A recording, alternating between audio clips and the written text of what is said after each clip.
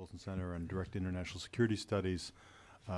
Welcome to today's meeting, which is another in our ongoing series with the Los Alamos National Laboratory. This nonproliferation forum addresses topical proliferation issues.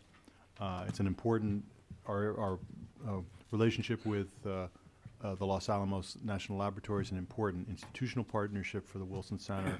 We're very grateful for the support that the lab provides for this series, and I'm doubly grateful for the role played by the co-chair of this series, Dr. Joseph Pilat of Los Alamos, for his leadership in sort of guiding this series. And I'll turn the floor over to him for the introduction of today's topic and speaker. I just want to preemptively say it's a pleasure to welcome Joel Witt back to the Wilson Center and to have him provide this authoritative kind of perspective to the extent that one can be authoritative about a country which is about as opaque as they exist, for coming and talking about it today.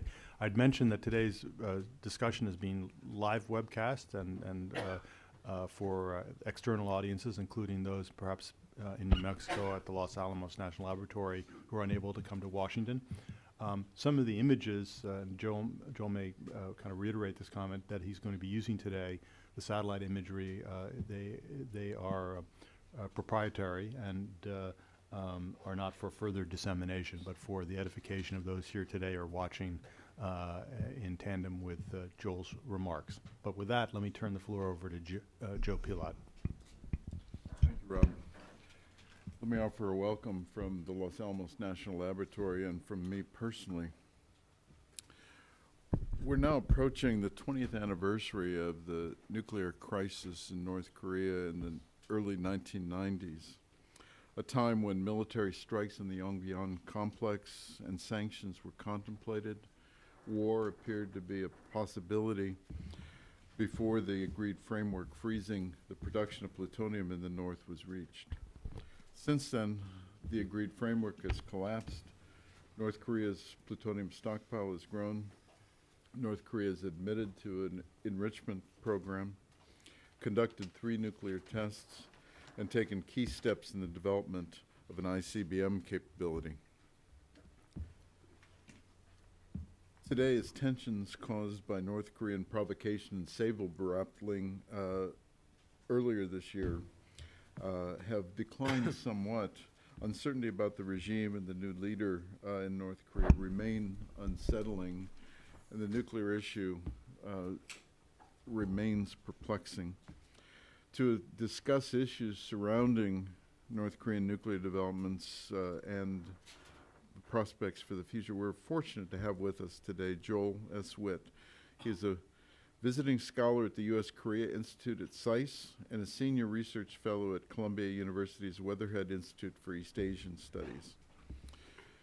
Previously served in the State Department as senior advisor to Ambassador Robert Gallucci at the time of the negotiations of the agreed framework in which he was involved, as coordinator for the U.S.-North Korea agreed framework engaged in implementation, and was instrumental in the establishment of the Korean Peninsula Energy Development Organization, KEDO, which grew out of the agreed framework.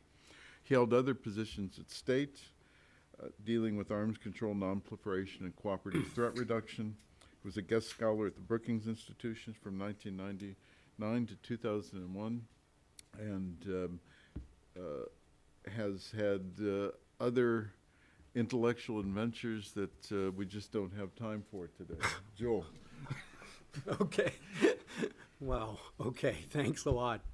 It's good to see both of you again. I haven't seen Joe in a long time, but we used to do some work together. If I could ask, I'm sorry, before we begin, could you put your watch out here, Rob? Because I've been given a time limit, and I'm, you're going to pass me notes? I'm this kind of weird combination of German heritage, and I've spent a lot of time in Asia. So I like to do as I'm told in terms of the length of the presentation. Anyway, I always kind of have to laugh when people introduce me as the coordinator of the agreed framework, because, here's a guy who's the coordinator of an agreement that failed, and he's going to tell you how to deal with North Korea. So I hope you'll excuse me for that that effort, although I think it was a noble effort. And so today what I'm going to do is, of course, talk about this issue from my perspective. And it's a good time, I think, to assess where we might be heading, and particularly in the United States, because at least it's been my view for a while now that the Obama administration really hasn't taken this problem seriously enough. It's a good time to assess where we're going because obviously the tensions have died down. There was no North Korean test of the Musadan missile. I'm not going to speculate about why. I don't do speculation like that. But it's important to note also the danger hasn't gone away. It's just subsided. And so what I would argue, and I hope this isn't too shocking, is that we may be one step away from a second Korean War. And I was interested to note that on Sunday, former Secretary of Defense Gates basically said the same thing. So it's not just me who is thinking that. Secondly, of course, the ground is starting to shift here, the diplomatic ground, because we have a new South Korean president. She was just here. She talked a little bit about her trust policy, which, at least from my perspective, holds out at least a glimmer of hope that we're going to be able to forge a more effective policy. Unfortunately, I think she's facing an uphill battle, not just with North Korea, but in the United States as well. And then also we've had the recent development of the visit of the advisor to the Japanese Prime Minister to Pyongyang in the past few days. So it's pretty obvious both of our allies are moving forward on the diplomatic front, and I would say that's entirely predictable. So today I want to do three things. First, just very briefly look at the North Korean WMD threat, and I brought some pictures to try to give you an update on some of the recent analysis we've been doing on our website, 38 North. Secondly, just very briefly pull together the threads of what is the long-term threat that North Korea presents. And lastly, and I hope I'll do this in more detail than the first two, I want to look at a strategy for the future and really drill down to look at diplomacy and how that plays or could play a role in an overall strategy in dealing with North Korea. So first on the WMD threat. Of course, you have to be cautious about trying to project into the future in terms of the WMD threat that North Korea presents us. On the other hand, you can't dismiss the program. I have a friend who compares it to the Manhattan Project in the United States, and I think to some degree that's true. It's been driven by defensive needs, but I think it's gaining momentum, and that's what's been happening over the past 5 years. And I think now it may serve offensive requirements, including intimidating neighbors. At least to me, for 5 years, and a few others, for 5 years, the broad outlines of this threat have been clear. And the threat is that North Korea is an emerging small nuclear power.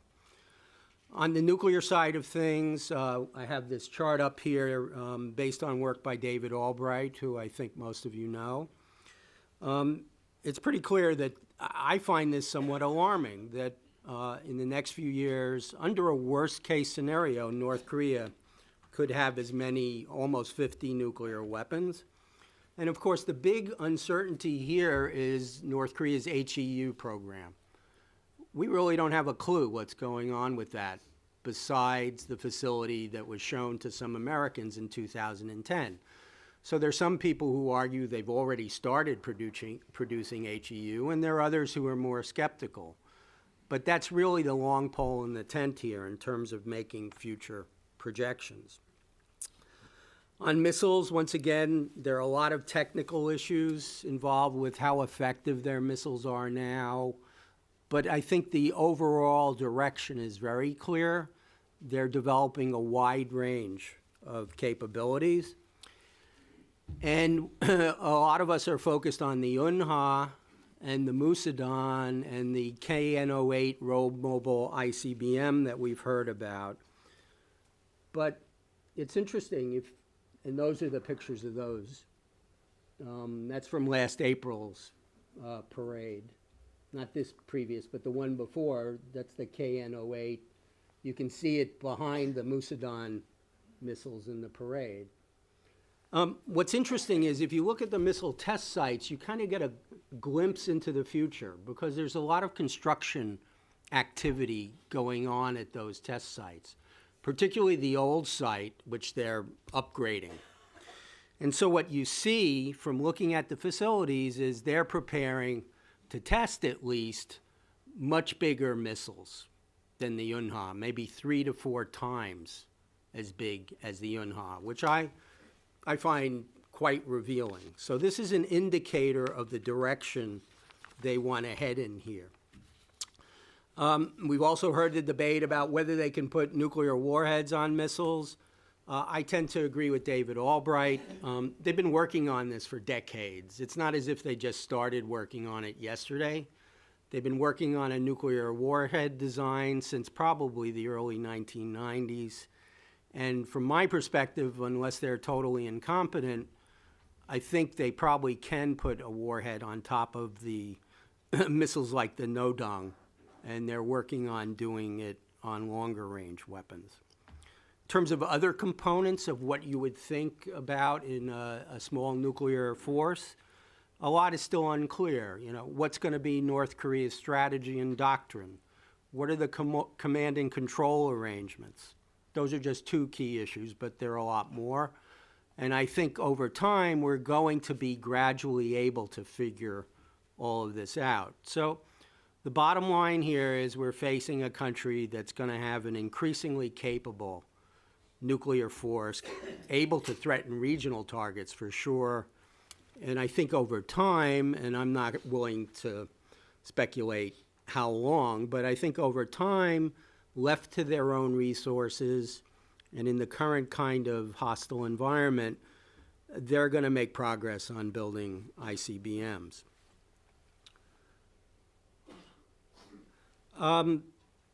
As I mentioned earlier, we've been doing satellite photo features on our website for the past year, and so what I wanted to do is give you a quick look at some of the recent activities there. And, you know, I've been told that I have to issue 2 warnings. The first one is that any imagery in this presentation is subject to copyright by Digital Globe and 38 North, which is our website.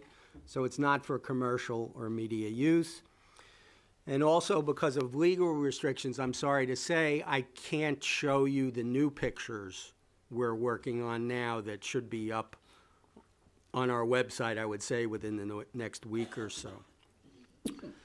So one of the areas we follow closely, for good reason, is the nuclear test site, and that's what this is basically. It's a good overview of all the areas in the nuclear test site. And so what I can tell you is based on recent imagery over the past few weeks, the test site's been very active. And indeed, it's been very active since the February 2013 blast. It's difficult to tell exactly what's going on, and that's part of the problem with satellite photos. Without other sources of intelligence, it becomes hard, but you know, I can give you some informed speculation. The first point, one of the things we're working on is trying to be able to predict better when a North Korean nuclear test is going to happen. And the challenge is you have to look for tip-offs that predict when a test is imminent. And indeed, we may have found one. We're working on this now. And it pertains to the West Portal area, which I think you can see on, it's the Northern Building Complex. That's the West Portal area. And the first thing is we think we're on the trail of a second tunnel in that area, whereas people thought there was only one tunnel. And there are a number of indicators that show that. But secondly, we've been looking at pictures from 2009 before the last nuclear test and 2013 before this test. And in both sets of pictures, what you find is a few days before the test, maybe a week, 2 weeks, you see the appearance of a SATCOM dish. It's a satellite, this is satellite communications dish that's in the area before these blasts happen. And it's used to send information to other facilities around the country to ensure that the instrumentation for the tests and other support equipment are properly set up, and also to verify the status of the nuclear device and what's going on with that. So this is an interesting area for exploration, and if it is indeed an indicator, it'll help us predict in the future when tests are going to happen. Secondly, I mentioned that there's maybe a second tunnel in this area. We've also on the trail of a second tunnel in another area.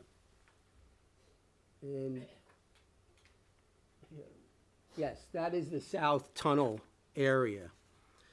I can't show you the picture, but you see in the top left-hand picture, there's a building to the left of the South Tunnel entrance, the one we know about. That building has, in recent pictures, is gone.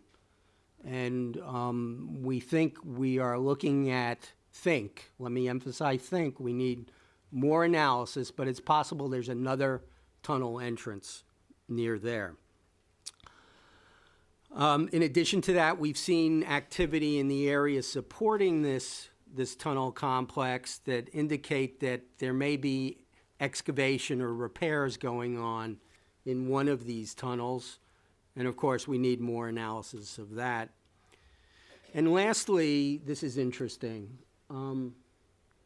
You see in the lower right-hand corner, there's this square. And what's going on there is North Koreans are clearing trees. And there could be a number of reasons why they're doing that, of course, but one reason is that they may be preparing for digging new tunnels. And in the more recent pictures that we have that I can't show you, there's more activity in that area. There's more tree clearing going on. So this is just sort of a snapshot. I thought it'd be interesting to throw this in. None of this means that a nuclear test is imminent, but it's clear to me, at least, that the North Koreans are preparing for the future and for future detonations at this particular site. So, what are the implications of all this? I have a long list and time is limited.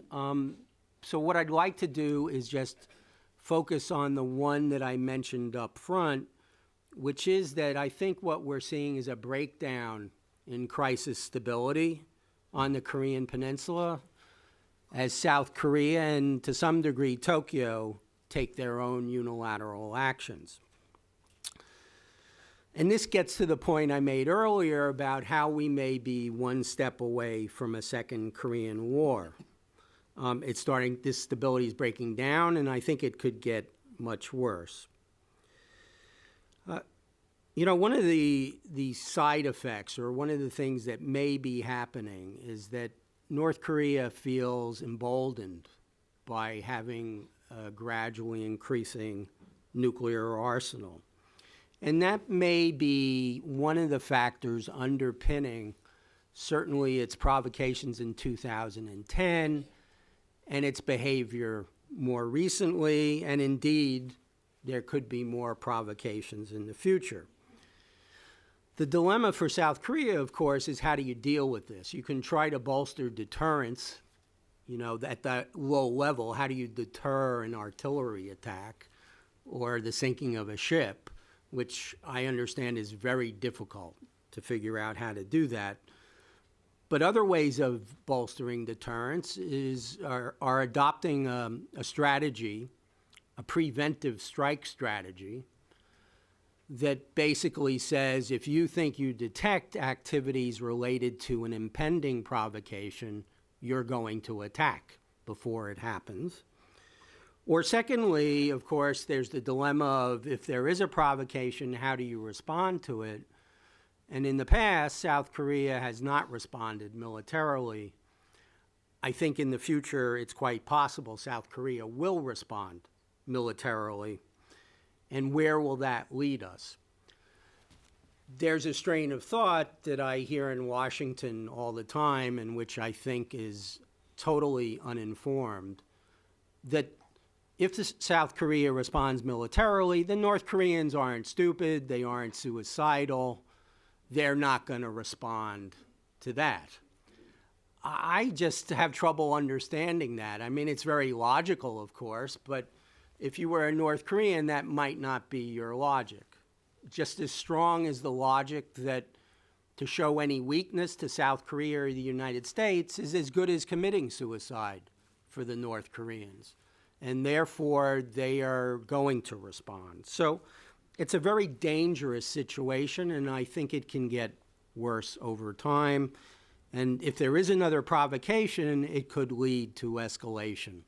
And I think this is what Secretary of Defense, former Secretary of Defense Gates, was pointing towards in his interview the other day. I suspect that the experience of the artillery attack in 2010 and what happened afterwards, which is not public knowledge, had an effect on him. Beyond this important implication, there are a whole bunch of other ones, and as I said, I have time limits, so I'm just going to throw them out at you rapid fire. There's, of course, the direct threat to the United States and our allies, long-term to the United States, continental United States. There's the growing possibility that North Korea may export technology or material without fear of reprisal because of its nuclear umbrella. There's the ability to threaten and coerce Seoul. We've been talking about that a little bit. There's the danger that our nuclear umbrella is going to be undermined as North Korea becomes increasingly nuclear capable. The breakdown of the regional nonproliferation regime, possible, certainly discussed more than it ever was in the past. I don't see that as, it's going to be hard, I think, for South Korea and Japan to move to that particular level. Aggravate U.S.-Chinese fault lines in terms of relations. If Beijing doesn't do enough to deal with this problem, it may hurt relations between the United States and China, and maybe even between China and South Korea and Japan as well. And there's also, finally, the flavor of the month or flavor of the year for 2012 was, Kim Jong-un, new leader, North Korea is going to collapse. Obviously, that's not happening. But it doesn't mean that North Korea can't collapse in the future or there can't be instability. And so the dangers posed by instability in North Korea grow as the nuclear arsenal and the technology in North Korea grow, because the leakage, the threat from leakage could become much worse, and even the danger of use might become much worse. So obviously this is a very serious situation. I think it could easily flare up again with bad consequences, and it requires a lot of thought on our part and on the part of our allies and others about how to deal with it. And this is where I think we've kind of fallen down over the past 4 years. I'm not going to launch into my critique of strategic patience, which has been the administration's policy. I'm happy to talk about it during the Q&A. But I think the point here I want to make is that, thought requires returning to what I would call foreign policy 101. Any strategy has to combine tough measures with what I would call strong diplomacy, and I'm going to explain what I mean by that in a minute. And we tend to label people and their views on this issue, and so I would say in one group there's this label, they want to engage North Korea. And you know, the fact is there's no one who thinks that if only we would talk to North Korea, it's going to solve the problem. There's no one who thinks that at all. On the other hand, we have to realize that tough measures plus sanctions and other steps to increase pressure on Pyongyang by themselves do not constitute a policy or a strategy. It only buys us some time. So the conclusion I would reach here is that we need to use all the tools here to deflect North Korea off its course, if possible, and that includes strong diplomacy, the diplomatic track. And if we don't succeed, and it's quite possible we won't succeed, at least then we'll be in a strong position to contain the problem and defend ourselves. That's the point of a strategy here. I think this is a point that at least now our allies seem to understand. And so we've had these new overtures to open dialogue with North Korea without preconditions, even after the tensions of the past few months. President Park's Trustpolitik policy is, of course, the most obvious example of that. And it's a little fuzzy trying to figure out what exactly she's talking about. But for me, the bottom line is that South Korea wants to engage North Korea in dialogue, starting with humanitarian issues, but moving on to others. And at some point in that process, issues such as denuclearization or security issues probably kick in, but not at the very beginning. There's no precondition there. I think the new Japanese move is also clearly designed with that objective in mind. But it's unclear to me whether the Obama administration understands the importance of diplomacy here. And look, I don't have access to the innermost thinking of people in the administration. All I can point to is the administration's continued insistence on preconditions for talking to North Korea and the constant public rhetoric about not rewarding bad behavior. Leaving the Japanese issue aside and what they're doing, the key issue here, for me, is at least, how will President Park's Trustpolitik play out? You know, I can't give you time frames in let's say, for the rest of this year, particularly in the context of what I think is a lack of clear strategy on the part of the United States. You know, I always shy away from making predictions about North Korea. I think it's a fool's game, but nevertheless, it's really hard to see how President Park is going to end up as anything other than being the canary in the diplomatic coal mine. And I think there are four possibilities for how her policy will play out. One possibility will be North Korea is just going to reject her overtures outright and argue that without discussions of security issues, including the United States, talking about humanitarian and economic assistance is meaningless. Another response would be that Pyongyang will sign on to the initial phases of trust building. And then as we get closer to the issues, the security issues like denuclearization that mean a lot to the United States, they're just going to say, no, you know, this doesn't include that. This is trust building. That's been sort of the standard North Korean response in the past when South Korea tries to bring up the issue of weapons of mass destruction. And for good measure, if that's North Korea's view, they might throw in a nuclear or missile test while the trust-building process is underway and argue that exercising WMD restraint was not part of the deal. A third response, North Korea may up the ante on South Korea, say they're willing to move ahead with trust-building, but link it at the beginning of negotiations to talks on a peace treaty. Oh, and by the way, they would also say that weapons of mass destruction are still off the table. And the fourth and best outcome for President Park is that her approach actually does move forward, and it induces the United States and North Korea to either drop existing preconditions on talks on security issues or reach agreement on ground rules for the beginning of those kinds of talks. So it's not hard to see how President Park's initiative could fail, either because of substance or endless haggling over linkages and procedural matters.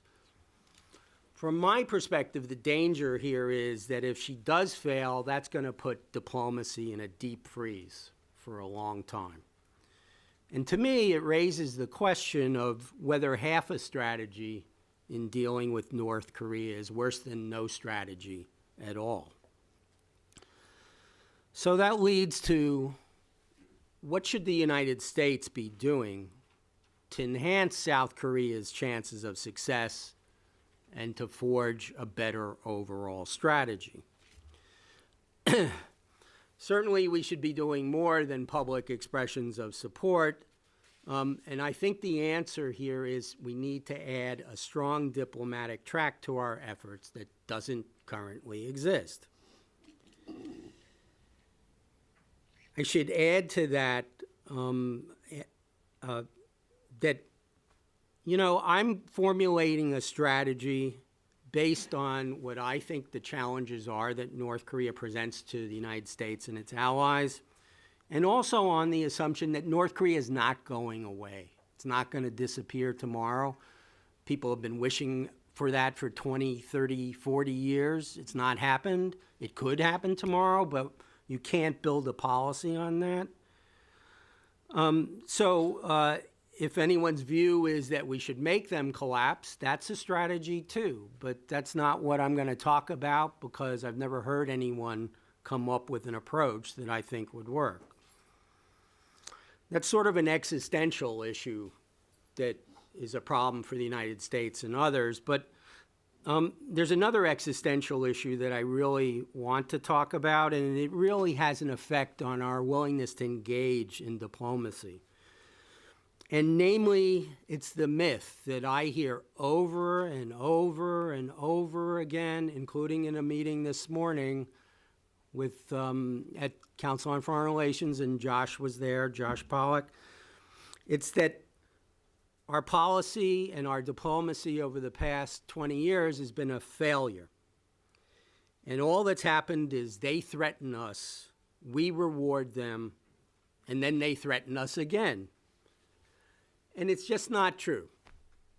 I mean, it's just astounding to me that people haven't read the reams of books, history books written over the past about the past 20 years to get a good understanding of the history here. It's just not around. And so, for example, the agreed framework is sort of the poster child for that argument. And so when I tell people that, in fact, in 1993, we were expecting that by the end of the decade, North Korea could have as many as 100 nuclear weapons, no one really knows that. It's kind of their silence. And then when the agreed framework collapsed, 2002, they had enough material for maybe 5 nuclear weapons.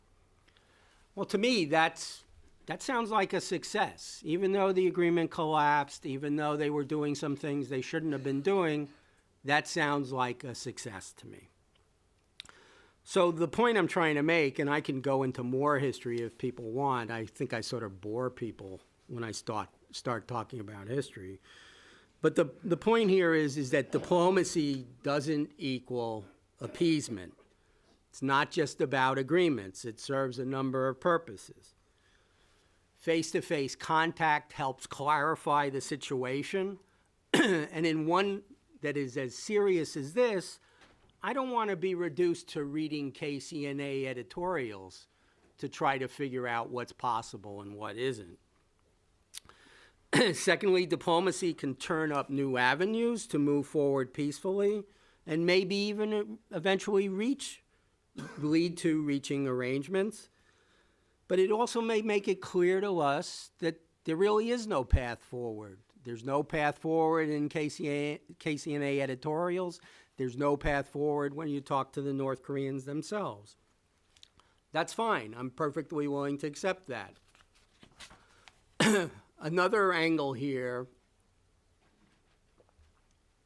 that most people who really haven't participated in this kind of diplomacy with North Koreans don't understand is that diplomacy really helps us gather information. It helps us gather intelligence on not just what the North Koreans are thinking, but all sorts of things.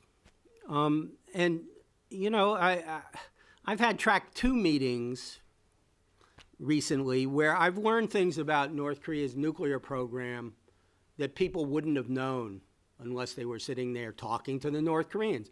It's shocking. You think they wouldn't say anything that anyone would find interesting, but that's not the case. They do say things that are actually very interesting. Another critical role for diplomacy is to dislodge China from its support for the North Koreans. That's going to require a number of things to dislodge China. It's going to require North Korea doing stupid things, which they've done recently and made the Chinese unhappy. It's going to require us taking tough measures, such as deploying missile defenses that are going to make the Chinese unhappy. And the missing piece to this puzzle is it requires the U.S. to work hard on diplomatic initiatives with Beijing. That's been the missing piece up until now. Another thing diplomacy does is reinforce ties with our allies. They want to see us doing more than military muscle flexing. They want us to be actively working for peace. So American diplomacy should be doing all of the above, and that's part of what I mean by strong diplomacy. But in this specific case of North Korea, there are a number of other things that it means. The first thing is that we need to focus on tough issues here. It's been clear, at least to me and some others, that since last summer, North Korea isn't interested in trading away weapons for food. And indeed, they made that quite clear themselves recently, but it's been clear since at least last July, if not sooner. So we need to address core security issues. For them, that means peace treaty, permanent peace arrangements. For us, it means WMD issues. Both have to be on the agenda of whatever talks happen. Secondly, this isn't just a technical issue. You know, people talk about denuclearization, they talk about freezing, they talk about rolling back. This is a political issue, and so we have to understand the central importance of political relations here. Shifting the U.S.-North Korean relationship and North-South relations, which of course will not be easy, is key. It's key to opening the door to addressing a variety of agendas, not just WMD issues, but others, including human rights issues. Third, we need to really lower our expectations for what we're going to accomplish here, and I think this has happened to some degree. We're not going to immediately solve these core issues. Whether it's denuclearization or a peace treaty, it's going to take a while. So at best, this is going to be a stage-by-stage process. And finally, and it goes with this particular tick also, we need the patience to sustain a dialogue with Pyongyang. Even if we get traction, it's going to take a long time, but we need to be able to stick with it over time as circumstances allow. Oh, I'm sorry, and there's one last part to this strong diplomacy argument, and that is that we need to be willing to deploy diplomatic assets as necessary to deal with the North Koreans. We need to lead from the front of the pack, particularly on security issues, not from behind. It also means we have to have a willingness to deploy the full range of U.S. government officials as appropriate. not just lower level or mid-level State Department officials, but working up the chain if the circumstances warrant it. It also means flexibility on process. We shouldn't be wedded to any particular forum, like the six-party talks, particularly if it detracts from dealing with substance. When you're constructing diplomatic talks, you're always trying to balance process with substance. You don't want to end up with something where the emphasis is on process more than it is on substance. So finally, what are the next steps for the United States? I'm not going to go into a long roadmap for what we should be doing, so let me lay out a few of the initial moves. First, we need to start sending private messages to North Korea indicating that the door is open to dialogue. An offer needs to be made without preconditions. Either the precondition, I'm not quite sure what our preconditions are, but one seems to be that they commit to denuclearization or discussing denuclearization beforehand, or that they take substantive steps to demonstrate seriousness ahead of a dialogue. I think we need to drop that. And indeed, you know, there are ways of finessing this. This is what diplomats do.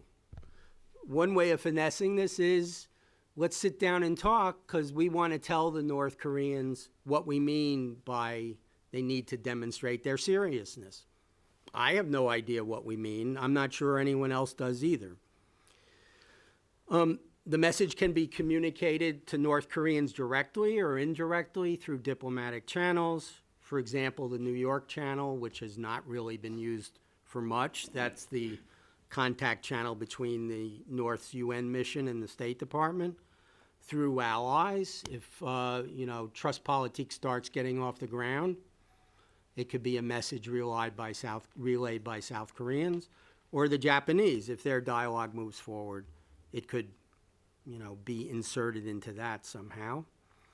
Or we could even consider the possibility of chance encounters, although that may be an exaggeration. By that I mean at Track 2 meetings that involve government officials. This is an approach that has been used before, sometimes very effectively. Secondly, if the North responds positively to all this, we need to move into a new phase, which a friend of mine has called reconnaissance in force, the reconnaissance in force phase of diplomacy. It's not a negotiation. It's just a meeting to gather information about whether we can move forward to a negotiation. As I said earlier, you can use this meeting to discuss what constitutes seriousness from our perspective, but we can also use this to start exploring whether there's a path ahead for the future and see whether we can find a peaceful way forward that takes into account the nuclear issues and North Korea's issues, including a peace treaty. And we can also start to use these contacts to gather information, gather intelligence on what's going on in Pyongyang. As I said earlier, it's amazing how much you can learn over time. You're not going to learn it in an hour's worth of meetings, but over a series of meetings, you're going to start learning things about that. And it seems to me that's pretty important given all the press speculation about Kim Jong-un and the new North Korean leadership and what are they up to. An experienced person can get clues from these kinds of discussions. So this is kind of the way forward. I think it's not the send Dennis Rodman to Pyongyang approach. We're not going high and fast. It's kind of low and slow to start off this process. And we need to be willing to go high and fast if we get to that point. But I think it's the right way to go initially. And of course, last point, all of this has to be done working closely with our allies, particularly since South Korea is trying to get the trust politique approach off the ground. So timing and substance have to be worked out with South Korea and to a lesser degree Japan. Thanks. Is that a half hour? Oh, okay, okay.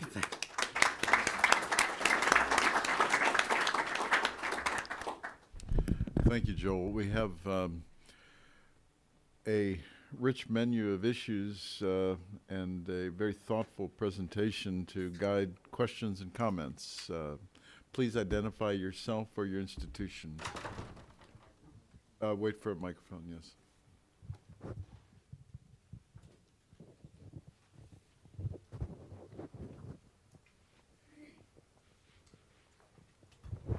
Hi, my name is Jeff Barron. I'm retired from the State Department. Joel, in your list of concerns, you didn't list the possibility of North Korea kind of getting fissile material or some kind of makeshift device in a shipping crate to the United States and pre-positioning this stuff. And I wonder, is that something you think about? Is that something we should be worried about? Thanks. Maybe I should worry about it, but I really don't. It just sounds a little far-fetched, and actually any country can do that, so if Pakistan wanted to do it, so I don't know. It's something that should be of concern, but for me, all the others that I talked about are much more pressing concerns than that.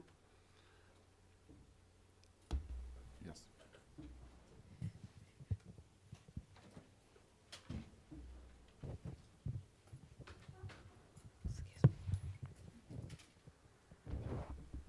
Eric McVeigh, the Institute for Foreign Policy Analysis. Joel, I sit in track 1.5 and track 2 meetings, and I hear some of the most influential people seem to be defending the position that nothing will work. They've been taking that position for quite some time. And I think that, and by the way, they're well-intentioned. And the problem is, as they've been taking this position for the past 5 years, things have gotten worse and worse and worse. So we took ourselves out of the ball game. But anyway, I'm sorry. No, you're making my point. Oh, I'm It seems sorry. to me that somehow we need to get across, you must want to be wrong about that nothing is at all is possible, and find some heroic way to break out of this belief that that there's something wrong with being wrong or something. So you've made my point. I thank you for raising that. It's not just me. There have been others who have experienced dealing with North Koreans, and even before the administration took office, there's been this constant drumbeat. They're never going to denuclearize. They're never going to denuclearize, which may have some validity. I'm not saying it doesn't. But to me, then the next logical thing that you would say to yourself is, if they're never going to denuclearize, why even try? And I think that's the mindset that has kind of overtaken people. And certainly, now we're 4 years down the road, and we can see that, maybe there were opportunities to try, and maybe we should have. But we're still hearing this mindset still in place.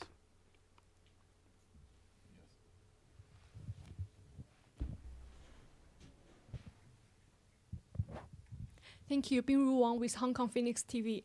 I have 2 questions. First, the U.S. North Korea representative Glenn Davis is now in Japan. What is your assessment of the recent interaction between the U.S. and China and the U.S. with Japan?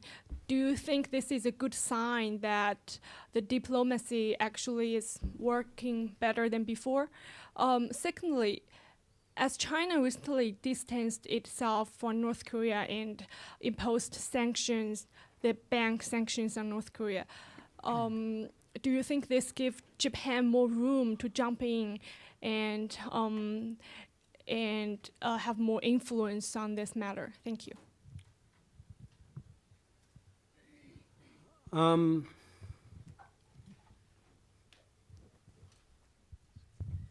I don't want to be unfair. I think Glenn Davies is trying to make things happen, and of course that has to be the subtext of these different trips he's making. He's not just doing it for fun.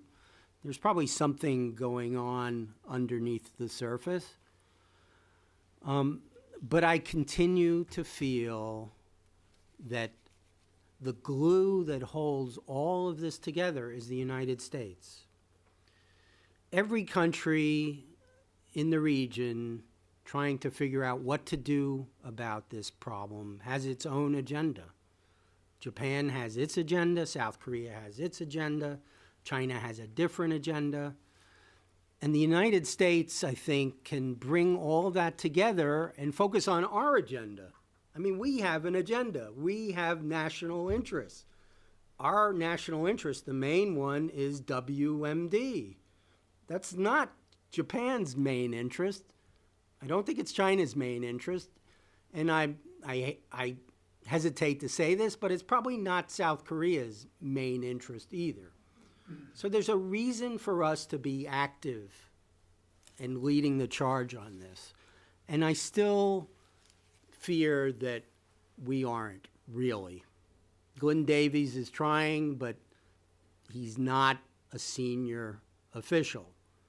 When we meet with Iran, sure, it's with other countries in the room, but there's an undersecretary of state in the room who is about 3 levels above Glenn Davies. Well, we should be willing to do stuff like that with North Korea. On the bank sanctions, you know, I know there's been speculation in the press that the North Koreans are meeting with the Japanese to show the Chinese that they're unhappy with them. That could be. But, you know, the issues are the issues. I mean, they could meet with the Japanese. They could talk, just as they've been doing even before the new Japanese government took office. You don't really see signs of much progress except meetings because the abduction issue, it's a very difficult issue. What would be really shocking, and, you know, this is kind of a fantasy, I don't think it's going to happen, is if tomorrow there was rapid progress on the abduction issue. If the North Koreans said, okay, you know, we're willing to do anything you want to solve this issue, but you have to normalize relations with us and give us economic assistance, whatever the package is. What would the Japanese do then? Would they say, oh no, we don't want to solve the abduction issue until you deal with America's WMD issues? I don't know what the Japanese would do. It'd be a real dilemma. And I don't think the North Koreans are going to do it, but, you know, sometimes I kind of fantasize about that. One of my intellectual fantasies. Sam Wells here at the Wilson Center. Joel, you talked a lot about the satellite imagery, the mechanisms for potentially assessing their enriched uranium and so forth. If we were to bring up one of your more immediate fantasies, that is a meeting with the North Koreans, who do you think would be calling the shots at that meeting? To what extent is Kim Jong-un in charge while the reshuffling of the senior military people, et cetera? I mean, who are shaping the policies? In my mind, there's no doubt who's in charge in North Korea. It's Kim Jong-un. If you look at what he's been doing over the first year in office, he's replaced all the people that his father put in office. They're all gone. Now, sure, the changes, the kind of more than understandable changes in the defense minister position, it's hard to fathom what's going on with that. But he's calling the shots. There's no doubt about it. He's in charge. And I can't say he's going to be pulling the strings of the foreign ministry people, but certainly people who have worked in the foreign ministry are at that level where they have contact with him, like Kang Suk-ju, who's a member of the Politburo and used to be the first vice foreign minister. And from him, the string goes down to Kim Gae-gwan, who is still the first vice foreign minister, and I've seen he's been in pictures, small group meetings with Kim Jong-un. You can see him in those meetings. I don't know what that means. And so you keep going down. So there's a definite line that at least could reach up to Kim Jong-un. So I have no doubt that, he's the guy who would be calling the shots. Thanks, Joel, for an excellent presentation. You were centrally involved in the agreed framework, and when Ambassador Gallucci talked about the agreed framework, he said, look, the focus is on kind of limiting North Korean access to plutonium. And that was a success, as you said. I mean, they ended up with a small arsenal rather than the 100. In 2002, the United States had the plutonium program sort of bottled up, so to speak, in cooling ponds at Yongbyon. The agreed framework collapsed over the charge that North Korea was pursuing a parallel, uranium enrichment program, and a lot of recriminations of whether the United States walked away from, walked away from this agreement, which had a program of known scope and known urgency bottled up in order to confront the North Koreans on a uranium enrichment program of unknown scope and unknown urgency. Now, what's driving the curve that you started your presentation on is the uranium enrichment program. I mean, that would be the main driver of the increased numbers. Now. Now. Okay. Yeah. So, going back to the 1990s approach, what is the way in which we can get leverage on bounding the scope of the uranium kind of enrichment program so that the number is not 60 or whatever David Albright has projected, but a number that is much, much lower? Yeah, well, this is really part of what a roadmap would look like. So the key issue here is, as you've said, the uranium enrichment issue. How do you get a handle on that? Unfortunately, we might have started that process in the Leap Day deal because they shocked everyone and said they would shut down the facility at Yongbyon, even though they probably have one other. Everyone thinks that. So now it's going to be more difficult. There's no doubt about it. In my mind, there are two challenges here. Of course, there's the technical challenge. You hear about the verification issues. How do you do that? There are people who know how to do it, but it can be intrusive. So the second challenge is political here. Is it possible to think about a package where you move political relations forward, you deal with North Korean issues such as moving down the road to permanent peace arrangements and a peace treaty, and in the context of that, start putting in place restrictions on their uranium enrichment program that have to include verification. There's no doubt about it. It's a tall order, there's no doubt about that. And I don't know if it'd be possible, but we don't know yet. And quite honestly, we've been surprised in the past about what the North Koreans are willing to do in terms of these secret programs. When I went to Yongbyon, I guess it was the first time in 1995, the Yongbyon nuclear facility, I got to the gate with my foreign ministry guy. And this was, one of the most secret facilities in North Korea. Of course, you could see everything from satellite photos. You couldn't see inside buildings. I got to the gate, and they waved me in, but kept their own foreign ministry guy out, which was kind of funny, but it's because it was the most secret facility in North Korea. They weren't letting other people from their government in. And in the context of what we did in the agreed framework, it was clear over and over again that if the politics were right, then things became possible that you didn't think would have been possible. So I think that's the key here, really, without getting into excruciating detail about inspection regimes and all that sort of stuff. Questions? Yes, right here.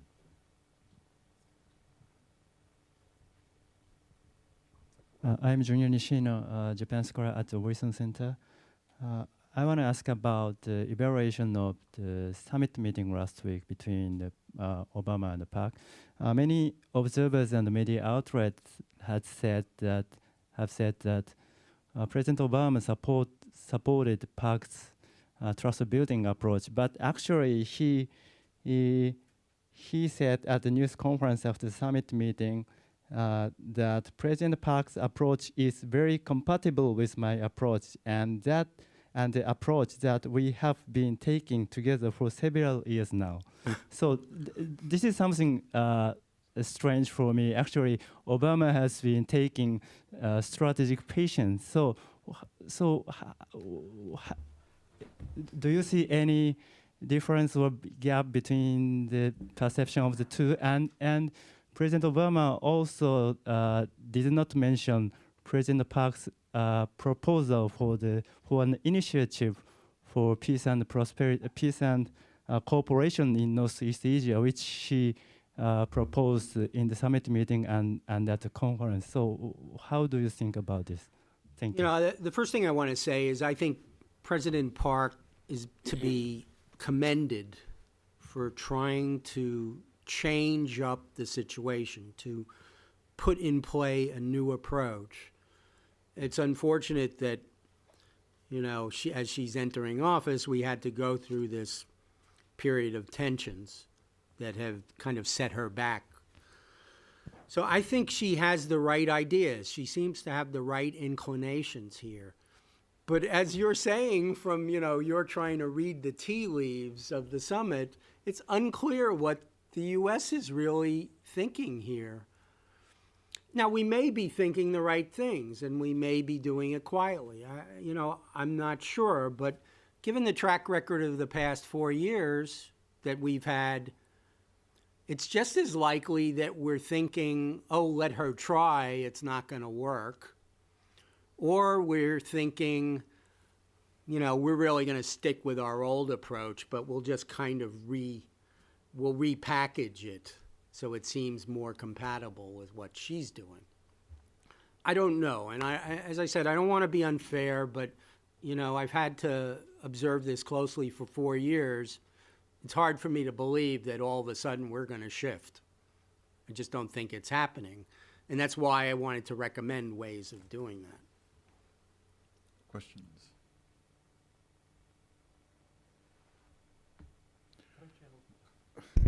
If there was an Obama administration official here, let me channel that. Channel them? Okay, thought experiment. Yes, They would okay. say the president came in with an inaugural address in which he said, "We will offer a hand if you unclench your fist." The United States dropped the term rogue state, which had that connotation of like irredeemable state, and started framing the challenge of North Korea in terms of referred to North Korea as an outlier state, meaning that there was a pathway for North Korea to come back into the proverbial community of nations if it met its obligations under the Nuclear Nonproliferation Treaty, sort of framing it in terms of compliance with international norms, not a unilateral American concept. And the reaction to the inaugural address was a nuclear weapons test, ballistic missiles test, sinking a South Korean vessel, and shelling the island. So I don't know what would the alternative version of policy have been. Well, you know, so I mean, just to sort of give them their due. yeah, no, I understand what you're saying, Rob. The first thing is I understand what you're saying about the beginning of the administration, but I think what happened at that point was this whole issue was written off after that happened. And the thrust internally, and I do know this for a fact, was keep this off the front pages. We don't want to have to deal with it. There are other issues on our plate. That's the first point. The second point is, were the past 4 years just an unadulterated mess where there were no opportunities whatsoever to engage the North Koreans in a meaningful way? And so what I'd like to point out to you was, if you remember that period of time when President Clinton visited North Korea to get out those 2 journalists, Kim Dae-jung died, and 2 very senior North Koreans visited South Korea and met with President Lee. And during that time frame, there was a real opportunity to get things back on track. In the Clinton visit to Pyongyang, it's clear, and you know, it's written about by people like Jeff Bader, that they didn't want to use that opportunity at all. Clinton was put on a leash, and he was even told not to smile, you know, when they took the picture of him and Kim Jong-il. I mean, that was a pretty tight leash. They at least allowed him to stand next to him, but So that didn't happen. Secondly, on the north-south angle, I don't want to kind of preempt a friend who's updating Don Oberdorfer's book, The Two Koreas, but there's a real backstory there about what happened between North and South Korea in that critical period. And it seems that it was quite possible that another summit could have happened, but things went astray. So, you know, I take your point, and I don't want to be unfair, but that's just one example of where more adept, adroit diplomacy might have paid off. Any further questions? I think then let's thank Joel for an excellent presentation and a rich discussion.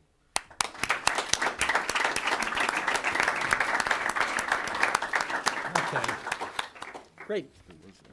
Thank you. I tried. No platitudes. Great. No, I enjoy it. It's nice to see a different group of people, too. It's not all the usual suspects.